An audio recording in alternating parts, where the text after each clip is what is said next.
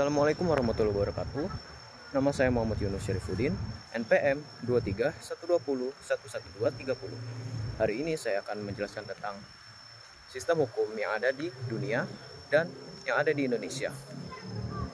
Yang pertama-tama saya akan menjelaskan tentang teori negara hukum. Apa sih teori negara hukum itu?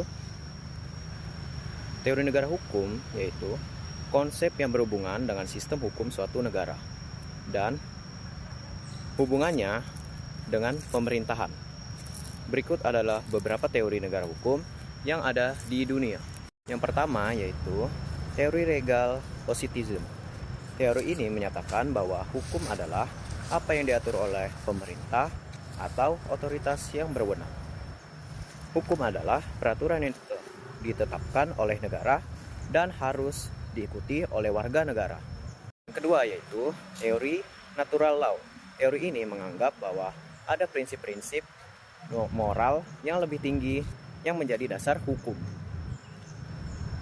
Hukum harus sesuai dengan prinsip moral itu untuk dianggap sah. Yang ketiga yaitu teori realisme hukum. Teori ini menekankan bahwa hukum sebenarnya adalah apa yang diputuskan oleh pengadilan dan hakim. Faktor-faktor seperti keputusan hakim, asumsi, dan kebijakan memainkan peran penting dalam pembentukan hukum. Yang kelima yaitu teori konstitualisme. Teori ini menekankan pentingnya konstitusi sebagai landasan hukum negara. Konstitusi mengatur kekuasaan pemerintah, hak-hak warga, dan batasan-batasan yang harus diikuti oleh pemerintah.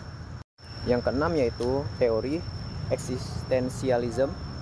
Teori ini menganggap bahwa hukum adalah hasil dari perundingan sosial dan budaya dalam masyarakat. Ini berarti hukum selalu berkembang seiring berjalannya waktu. Setiap warga negara dapat memiliki pendekatan yang berbeda terhadap teori hukum ini, dan pengaruh dapat beragam dalam sistem hukum dan praktik hukum mereka itu sendiri. Selanjutnya saya akan menjelaskan tentang teori hukum yang ada di Indonesia. Pertama-tama kita harus tahu dulu Indonesia itu adalah negara yang mendefinisikan dirinya sebagai negara hukum. Dalam konstitusinya yang tercantum dalam pembukaan UUD 1945 dan pasal 1 ayat 3 UUD 1945.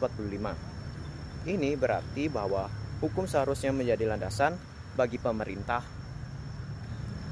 dan kehidupan masyarakat di Indonesia. Berikut beberapa ciri-ciri negara hukum di Indonesia. Ciri-ciri yang pertama yaitu Konstitusi Indonesia. Memiliki konstitusi tertulis yaitu Undang-Undang Dasar 1945 yang menjadi landasan hukum tertinggi di negara ini. Konstitusi ini mengatur struktur pemerintahan, hak-hak dasar warga negara, dan prinsip-prinsip dasar negara. Yang kedua yaitu sistem peradilan. Indonesia memiliki sistem peradilan independen yang mengawasi penerapan hukum. Mahkamah Konstitusi adalah beberapa lembaga peradilan yang berperan penting dalam menjaga supremasi hukum. Pemerintah yang tunduk pada hukum. Prinsip negara hukum mengharuskan bahwa pemerintah dan pejabat publik harus tunduk pada hukum yang berlaku. Mereka harus bertindak sesuai dengan hukum dan tidak boleh bertindak sewenang-wenang. 4. Perlindungan hak asasi manusia. Indonesia telah mengakui dan menerapkan berbagai instrumen hak asasi manusia, seperti Deklarasi Universal Hak Asasi Manusia dan Konvensi Hak-Hak Sipil dan Politik. Ini mencerminkan komitmen negara terhadap hak-hak individu. Yang kelima yaitu ketentuan hukum dan peraturan. Hukum dan peraturan yang ditetapkan oleh pemerintah dan lembaga terkait menjadi pedoman dalam berbagai aspek kehidupan, termasuk ekonomi, sosial, dan politik. Namun, penting untuk dicatat bahwa implementasi prinsip negara hukum dapat menjadi tantangan di beberapa kasus dan isu-isu seperti korupsi, ketidaksetaraan akses ke hukum, dan lainnya. yang masih menjadi perhatian di Indonesia. Supremasi hukum adalah prinsip yang terus diupayakan untuk ditingkatkan dan diperkuat di negara ini. Itu saja yang dapat saya sampaikan. Jika ada salah kata, saya mohon maaf. Billahi taufik wal hidayah.